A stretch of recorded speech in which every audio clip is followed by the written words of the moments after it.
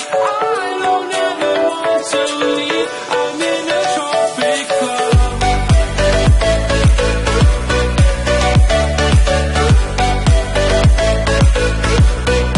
Salut tout le monde, j'espère que vous allez bien. Aujourd'hui on va se retrouver pour la vidéo pronostic d'Elimination Chamber, le prochain pay-per-view de la WWE qui sera dans la nuit de dimanche à lundi de 2h à 5h du matin.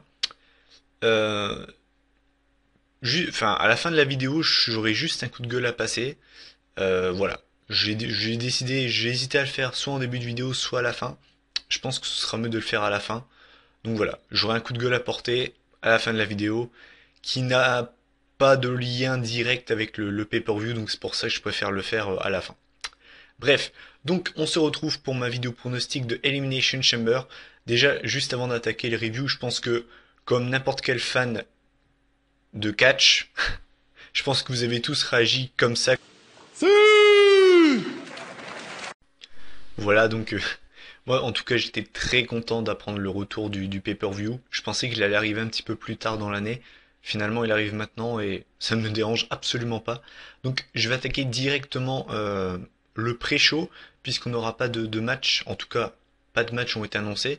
Mais on aura le Miz TV qui sera de retour avec comme invité spécial le Yes Man, le leader du Yes Movement, Daniel Bryan.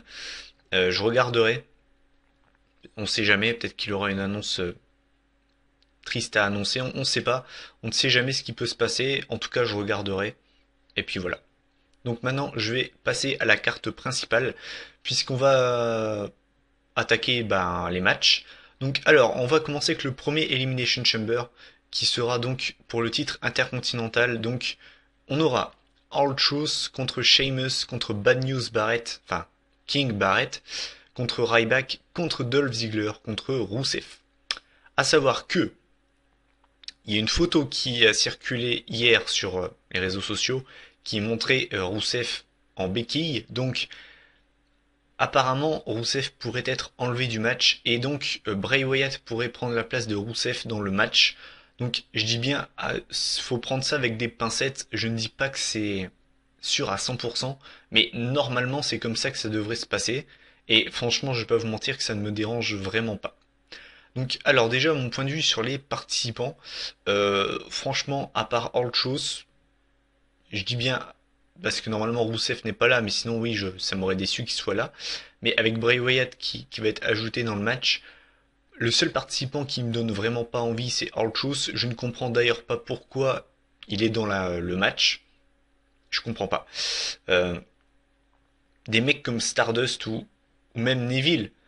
Neville aurait tellement, ça aurait été tellement mieux d'avoir Neville ou Stardust à sa place, quoi. On a R-Truth, le mec, il a plus rien à prouver, il a 45 ans, il gagnera plus de titres. Autant donner la place aux jeunes, à un mec comme Neville qui vient de débarquer dans le main roster, ou bien donner ça à Stardust qui actuellement tourne en rond et a pas vraiment de plan précis, quoi. Donc c'est le seul participant qui me dérange dans les 6. Sinon après je trouve que le reste est plutôt bon.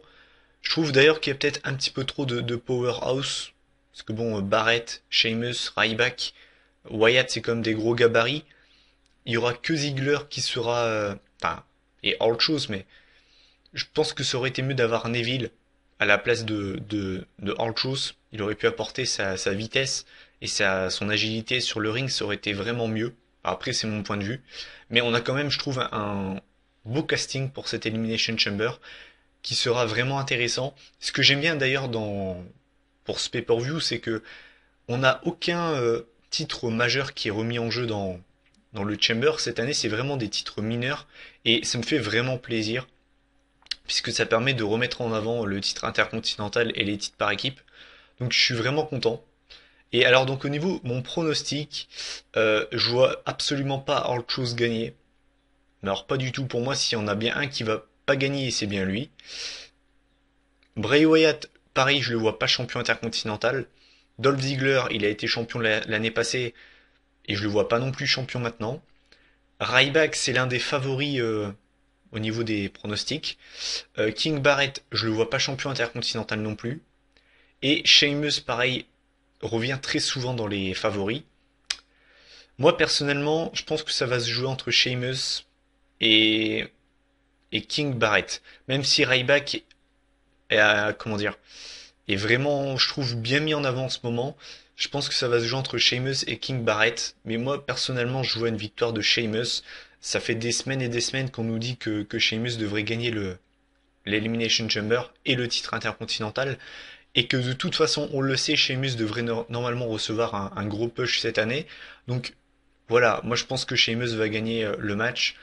Et au niveau de la qualité du match, je m'attends à un bon Elimination Chamber. Je pense que le casting donne envie. En tout cas, moi, cette Elimination Chamber me donne envie.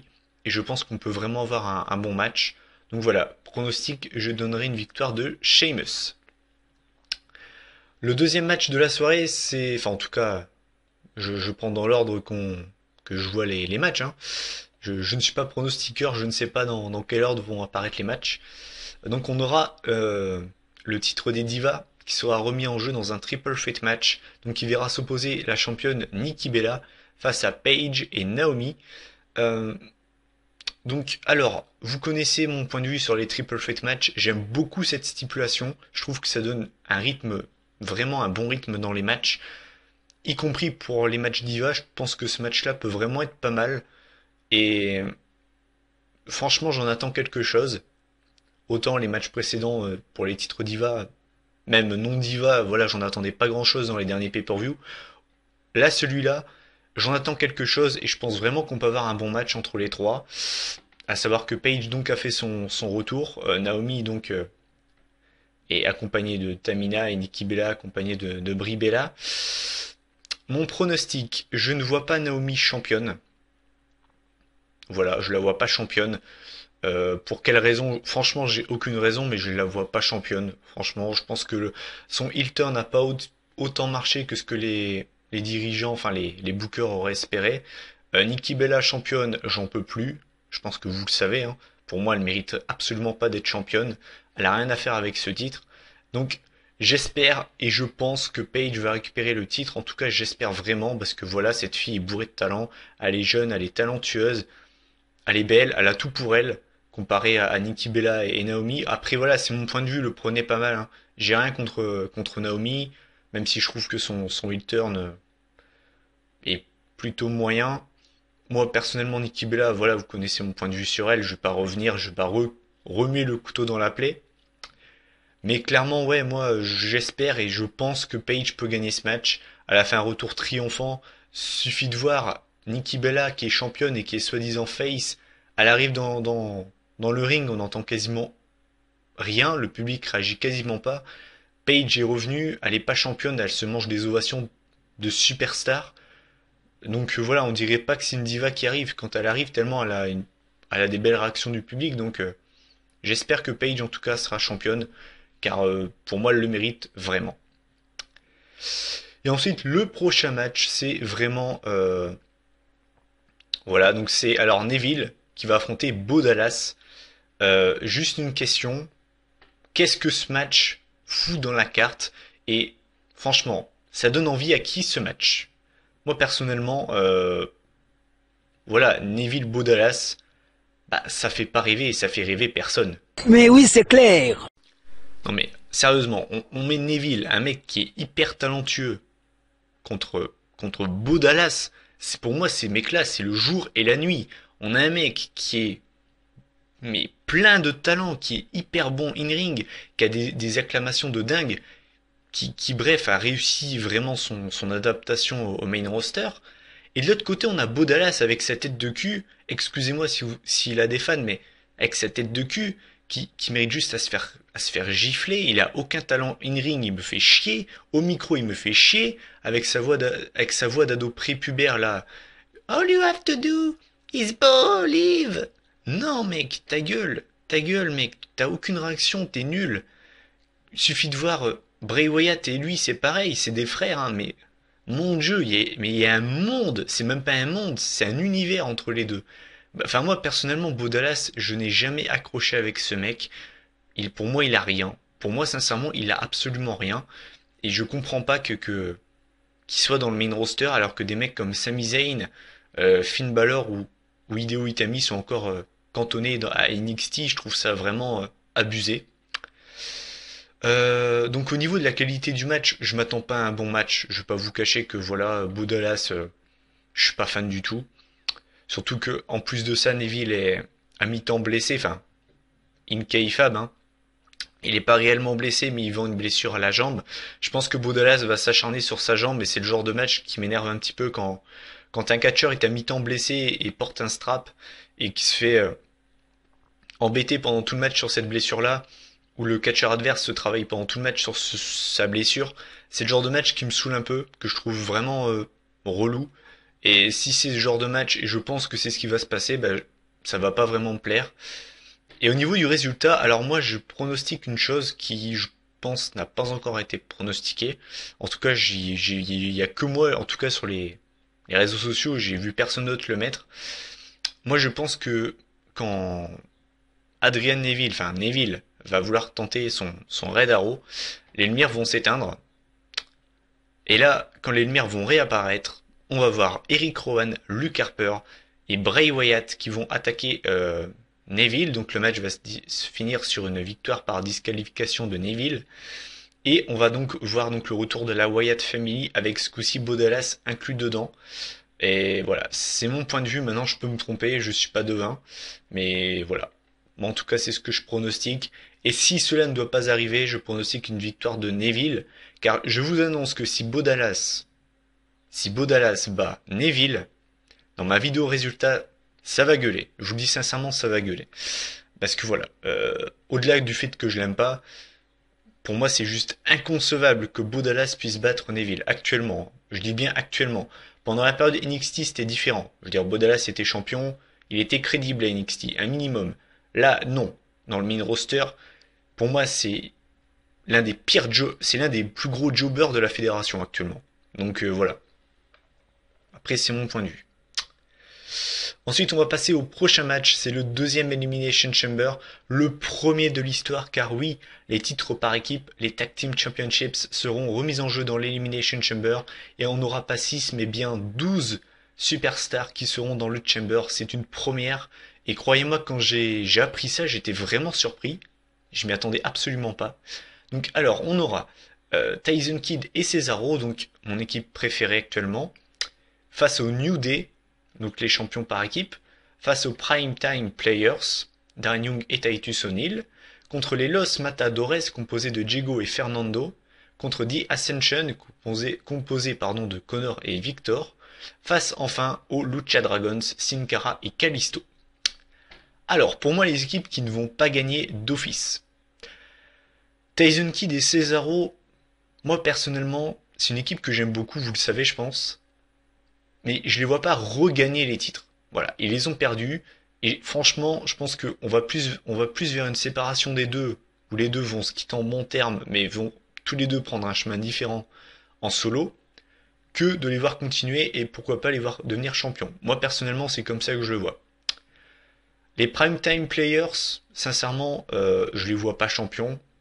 Même si, alors attention, je dis pas que ça lui donne le droit de devenir champion grâce à ça, mais je sais pas si vous avez vu, Titus O'Neil a eu un prix, il a été décerné et désigné comme le père, enfin célébrité père de l'année, devant des mecs comme David Beckham et je sais plus qui encore.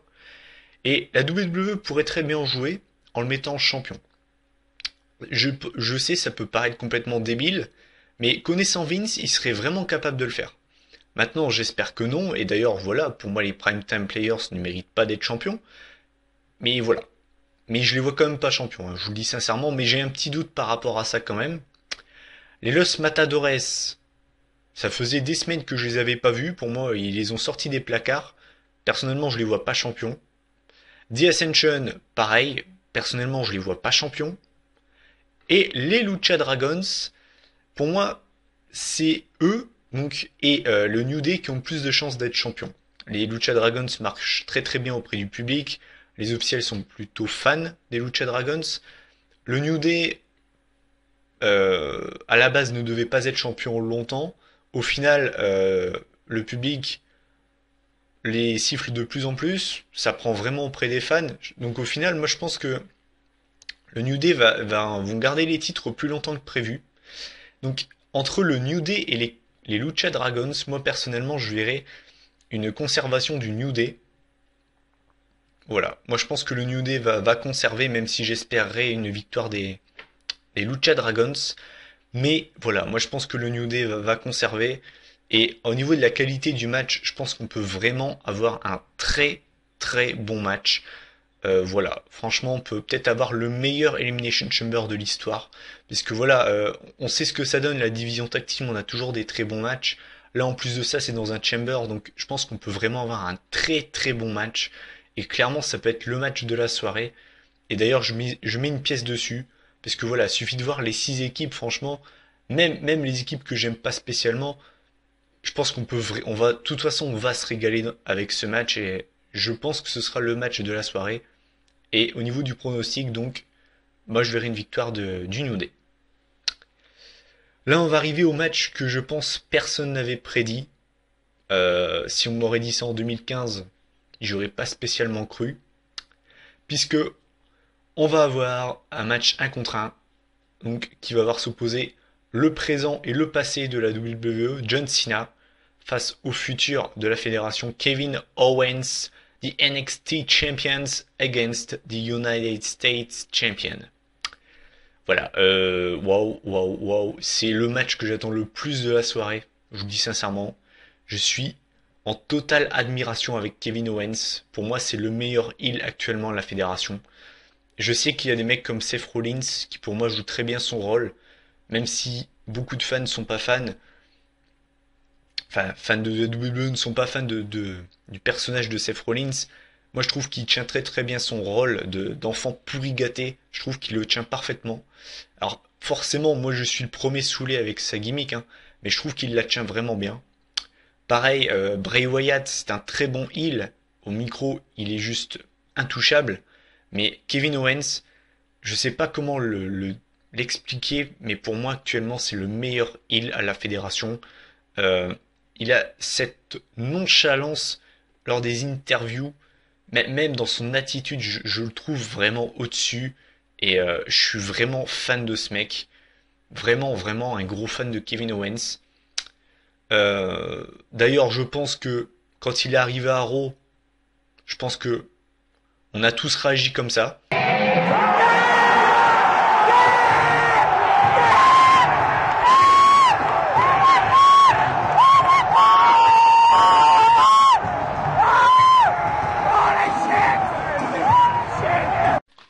Moi, en tout cas, je commençais vraiment à m'endormir pendant Raw. Et pendant l'Open Challenge, je me suis dit, bon, allez, ils vont aller sortir un jobber des fins fonds de la salle. Ils vont retrouver un jobber dans un placard, ils vont le sortir. Et quand j'ai vu Kevin Owens arriver, j'ai pété un plomb, mais vraiment, j'étais fou, j'étais trop content. Mais ça m'a même pas fait cet effet pour Sami Zayn et voilà, enfin franchement, trop content de le voir arriver. En plus de ça, il a dominé Cena.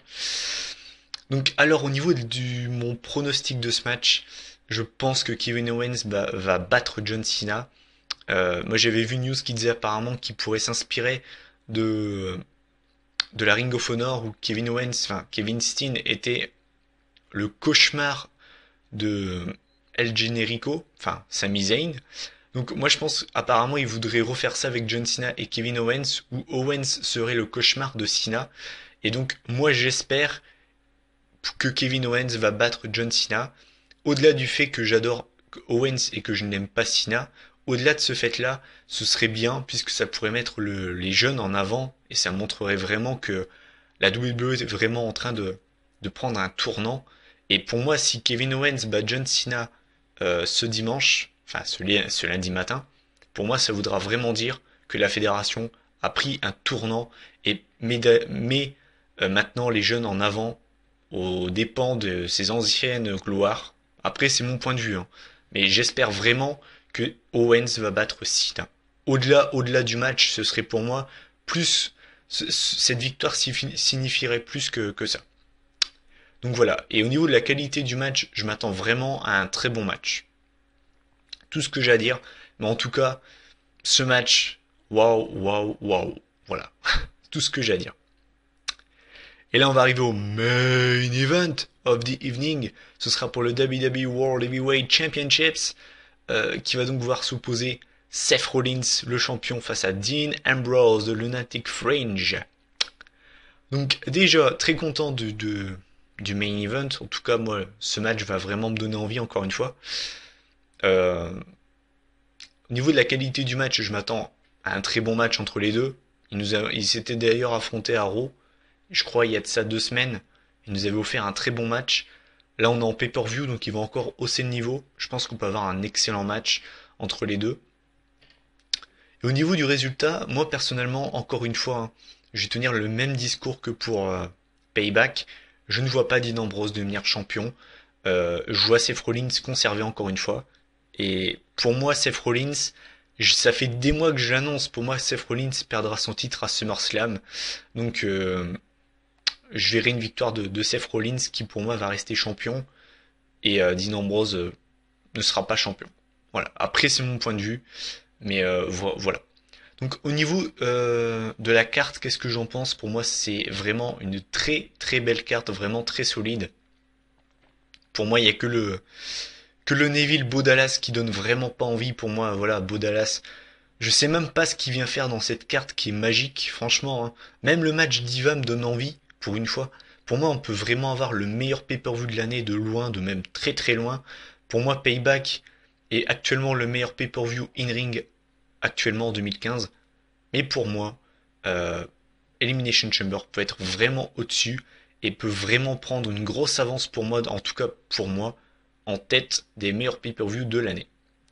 Voilà, donc ça c'était mon point de vue sur le show.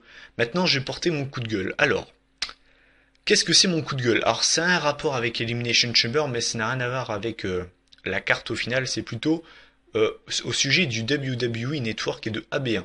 Vous devez le savoir, AB1 a fait le forcing pour avoir les droits d'Elimination Chamber qui, à la base, était exclusif au WWE Network. Finalement, Ajus l'a annoncé, je crois, il y a 2 jours de ça, Elimination Chamber sera bel et bien diffusé sur AB1. Quand j'ai appris cette news, j'étais à la fois content et en colère. Pourquoi j'étais content? Bah forcément, c'est un très bon coup réalisé par AB1 et pour les fans français et francophones, c'est une très très bonne nouvelle. Donc j'étais content de ce côté-là. Et de l'autre côté, j'étais vraiment énervé. Je vais vous expliquer pourquoi. Je paye le network. Je pense que je suis pas le seul. On paye le network pour avoir des exclusivités. Elimination Chamber devait être une exclusivité du WWE Network. Et finalement, on apprend quoi? Que c'est diffusé sur AB1. Donc, ceux qui payent le network, je vous dis sincèrement, moi j'ai eu l'impression de m'être fait avoir. Clairement, on paye pour avoir des exclusivités, au final, on n'a rien. Donc au final, j'étais vraiment pas content quand j'ai su qu'ils allaient le diffuser sur AB1. Pour moi, c'est vraiment du troll. C'est vraiment un gros troll pour ceux qui payent le network. Donc voilà, j'étais vraiment remonté et je me demande pas si je vais pas me désabonner du network parce que voilà, on promet des exclusivités qu'au final on n'a pas donc voilà. C'était mon point de vue sur ça. D'ailleurs, donnez votre avis si vous êtes d'accord avec moi ou pas là-dessus. En tout cas moi ouais, j'étais assez remonté quand j'ai su ça. Donc écoutez, moi je vais vous laisser. Je vous souhaite un très bon pay-per-view. Moi je pense qu'on aura un très très bon pay-per-view. N'hésitez pas à me donner en commentaire quel est le match que vous attendez le plus. Si selon vous la carte vous donne également envie, si selon vous ça peut être le meilleur pay-per-view de l'année, est-ce que selon vous il sera au-dessus de Payback et de WrestleMania? Moi en tout cas je vous souhaite un bon pay-per-view. Je pense que j'ai même pas besoin de vous le souhaiter parce que la carte donne vraiment envie. Et puis moi je vous dis à lundi, au plus tard mardi pour la vidéo résultat. Bon week-end, bon pay-per-view et salut.